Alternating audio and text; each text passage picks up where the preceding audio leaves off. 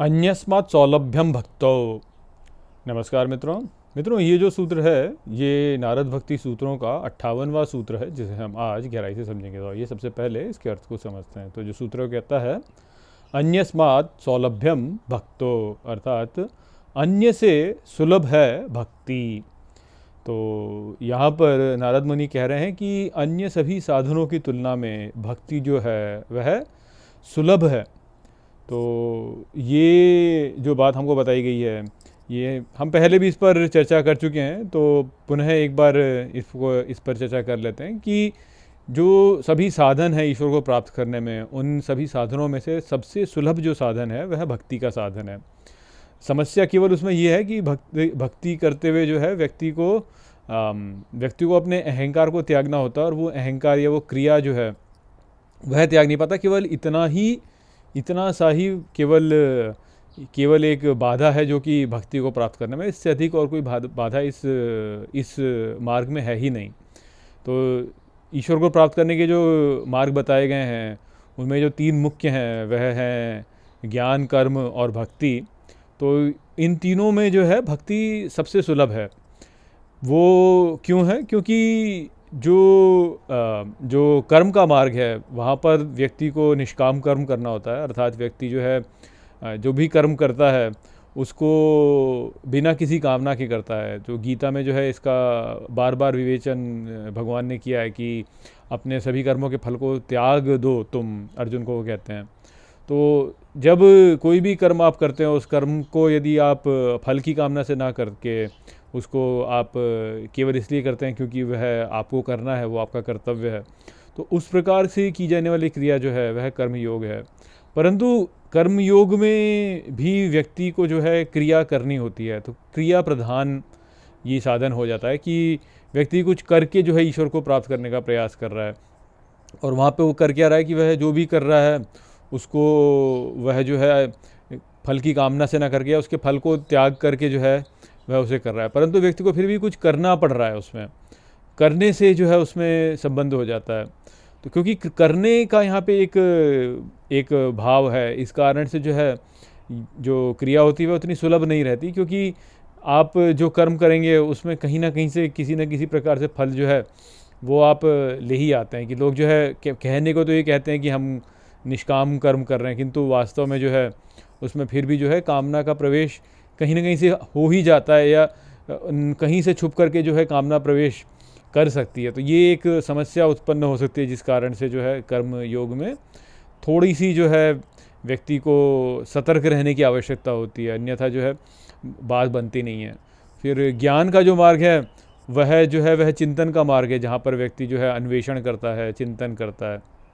और जो भी लोग ऐसे होते हैं जो कि थोड़े चिंतन प्रधान लोग होते हैं, जिसको कहेंगे एनालिटिकल माइंड वाले, कि जो मन है वह विश्लेषण करता है, वह खोज करता है, तो ऐसे जो व्यक्ति होते हैं वह ज्ञान मार्ग के द्वारा ईश्वर को प्राप्त कर सकते हैं। जब वह आत्मान्वेषण करें, जानने का प्रयास करें कि मैं कौन हूँ और मेरा स्वरूप क्या है, ये संसार क्या है और मैं यहाँ पे क्या कर रहा हूँ, इस प्रकार के प्रश्नों को जब व्यक्ति समझने का प्रयास करता है, उनके उत्तर पाने का प्रयास करता है, तो वह जो मार्ग है वह ज्ञान का मार्ग है। इसमें यही होता है कि व्यक्ति को इस मार्ग में भी क्रिया करनी पड़ती है, उसको ग्रंथों का पाठ करना पड़ता है, ग्रंथों को गहरे से समझना पड़ता है, विवेचनों को, टीकाओं को समझना पड़ता है, अपने चारों ओर जो है उसको प्रयास करना पड़ता है समझने का कि कैसे हो रहा है, क्या हो रहा है। तो चिंतन की प्रक्रिया इसमें हो जाती है, और ये भी जो है क्रिया की बात हो गई। तो क्योंकि क्रिया इसमें आ गई, इस कारण से ये जो कार्य है ये भी सुलभ नहीं हो पाता है। क्योंकि जब आप कोई भी कार्य करके किसी भी कुछ प्राप्त करते हैं, तो कार्य करके प्राप्त करने में जो है अभिमान जो है उसकी दृढ़ होने का एक खतरा जो है वह रहता है कि व्यक्ति का अभिमान जो है बढ़ जाए कि देखो मैं इतना ज्ञानी हूँ, मैंने इतने ग्रंथ पढ़ लिए, मैंने इतना अन्वेषण किया, और मेरे चारों ओर ये जो लोग हैं इनको ये बात नहीं समझ में आती, ये लोग नहीं समझ पाएंगे इस बात को, बहुत गहरी बात है, मैं ही समझ सकता हूँ क्योंकि मैं ज्ञानी हूँ। इस प्रकार का एक अभिमान जो है वह उत्पन्न होता है। और आप भले ही इसको कितना भी दबा लें, किंतु सूक्ष्म स्तर पर जो है वह अभिमान रह सकता है। तो इसलिए ज्ञान का जो मार्ग है उसमें भी ये बाधा उत्पन्न हो जाती है कि व्यक्ति में जो है अभिमान उत्पन्न हो जाए। कर्म में भी ये बाधा उत्पन्न हो सकती है कि व्यक्ति सोचे कि देखो मैं तो निष्काम कर्म करता हूँ और बाकी सब सकाम कर्म करते हैं, तो देखो मैं कितना श्रेष्ठ हूँ। जिससे हम ये समझ सकते हैं कि जब क्रिया प्रधान कोई भी साधन होता है तो उस क्रिया प्रधान साधन में अभिमान के उत्पन्न होने का खतरा रहता है। क्यों? क्योंकि वहाँ पर व्यक्ति अपनी शक्ति का उपयोग करके ईश्वर प्राप्ति करता है, तो उसमें ये एक भावना उत्पन्न हो जाती है कि देखो मैंने करके किया, मैंने किया। तो इस कारण से जो है बाधा उत्पन्न होती है। परंतु भक्ति जो है उसमें ये वाली स्थिति नहीं होती, क्योंकि भक्ति जो है वह क्रिया प्रधान है ही नहीं। भक्ति में व्यक्ति कुछ करता नहीं है। ऐसा नहीं कि भक्ति में व्यक्ति कुछ करे। इसमें भी वैसे एक समस्या हो सकती है कि व्यक्ति बोले कि देखो मैं कितना बड़ा भक्त हूँ, मैं इन सभी तीर्थ स्थलों में जाता हूँ, मैं इतना भजन करता हूँ, मैं इतना नाम जप करता हूँ। तो वहाँ पे भी वो खतरा हो सकता है, किंतु वो वाली जो भक्ति है वह क्रिया प्रधान वाली भक्ति हो रही है। और भक्ति में जो है वास्तव में क्रिया की प्रधानता है नहीं, भक्ति में भाव की प्रधानता है वास्तव में। तो यदि कोई नाम जप करके साधन कर रहा है तो और स्वयं को श्रेष्ठ मानता है, तो वो भी वास्तव में क्रिया प्रधान ही हो रहा है। और यहाँ पर जो भाव है नारद मुनि का, वो मूलतः इसलिए है कि भक्ति इसलिए सुलभ है क्योंकि वह क्रिया प्रधान नहीं है, भाव प्रधान है। और ईश्वर जो है वह भी वास्तव में भाव प्रधान ही है, अर्थात ईश्वर को प्राप्त करने के लिए भाव की आवश्यकता होती है, जिसके द्वारा हम ये समझ सकते हैं कि जो कर्म का जो कर्म योग का जो मार्ग है या जो ज्ञान योग का मार्ग है, उसमें भी अंततः ईश्वर की प्राप्ति के लिए व्यक्ति को भाव विभोर होना पड़ता है कि ईश्वर के प्रति भाव को उत्पन्न करना होता है। शांत भाव को उत्पन्न करे या दास्य भाव को उत्पन्न करे, इस प्रकार का भाव उत्पन्न करना होता ही है। तभी जो है वो जो साधन होता है वह भी सफल हो पाता है, अन्यथा वो सफल नहीं हो सकता। किंतु भक्ति जो है वह सीधे ही आपको इस भाव को प्रदान कर सकती है। तो कर्म और ज्ञान के द्वारा जब आप क्रियाओं को करके उस भाव को प्राप्त करें, उससे सुलभ यही हुआ कि वह भाव आप स्वतः ही प्राप्त कर लें। और उस भाव को प्राप्त करने में आपको कुछ करना तो है नहीं, आपने भगवान को अपना मान लिया तो बस हो गया। आपने भगवान स्वयं को जो है भगवान का दास मान लिया तो भक्ति हो गई। आपने स्वयं को भगवान का मित्र मान लिया तो भक्ति हो गई। आपने स्वयं को भगवान का पिता या माता मान लिया तो भक्ति हो गई। आपने स्वयं को भगवान की प्रेयसी मान लिया तो भक्ति हो गई। तो भक्ति तो के भाव से ही उत्पन्न हो जाती है। अब उसमें आपको कुछ करना नहीं है, ऐसा नहीं है। यानी मानने में क्या जाता है, अब आप ये देखिए कि जैसे आप ये देखिए जैसे वो जो लड़की होती है, जब उसका विवाह होता है किसी पुरुष से, तो उसको अपना पति मानने में क्या करना पड़ता है, उसको कुछ भी नहीं करना पड़ता।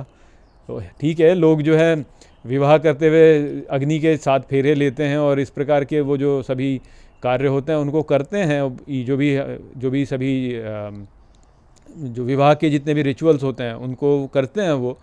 परंतु वैसे यदि देखा जाए तो जो पत्नी होती है, जब अपने पति को अपना पति मानती है तो उसको करने में उसको क्या करना पड़ता है, अपने सास ससुर को अपने सास ससुर मानती है तो उसके लिए क्या करना पड़ता है, कुछ भी नहीं करना पड़ता, केवल मानना ही तो है बस। ठीक इसी प्रकार से पति जब अपनी पत्नी को अपनी पत्नी मानता है तो उसको क्या करना पड़ता है, कुछ भी नहीं करना पड़ता, केवल मानना होता है।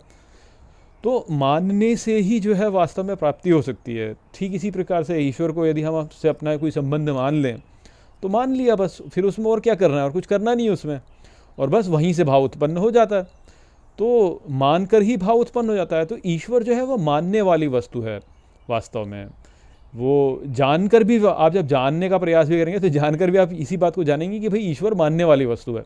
तो पहले ही मान लीजिए जानने की आवश्यकता क्या है, पहले ही मान लीजिए। या कर्म करके भी आप जो है वास्तव में इसी बात को पहुँचेंगे कि अरे मैं अपना सभी कर्म जो है ईश्वर को अर्पित करता हूँ, तो इस प्रकार से मैं ईश्वर का दास हो गया। या मैं ईश्वर को अपने सर्वकर्म कर्म अर्पित करता हूँ मित्रता के रूप में, तो मैं ईश्वर का मित्र हो गया। तो वहाँ पर भी वास्तव में मानने वाली बात हो जाती है अंततः। तो इसलिए भक्ति सुलभ है, क्योंकि जो कार्य आप घूम करके कर रहे हैं, इस कान को आप इस प्रकार से ना पकड़ने की बजाय सीधे सीधे दूसरे हाथ से ऐसे पकड़ लीजिए, वो वाली बात है कि हमको मानना है।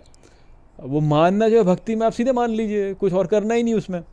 तो इसलिए भक्ति जो है वह सुलभ है, क्योंकि वह क्रिया प्रधान नहीं है और ईश्वर भी क्रिया प्रधान नहीं है। यदि ईश्वर क्रिया प्रधान होते तो वह क्रिया के नीचे हो जाते, परंतु ईश्वर कभी किसी क्रिया के नीचे नहीं होंगे, वह सदा ऊपर होंगे की क्रिया से। इसका अर्थ यही है कि वह मानने वाली वस्तु है। तो ईश्वर को मान लेना, अपना मान लेना जो है वह ही भक्ति है।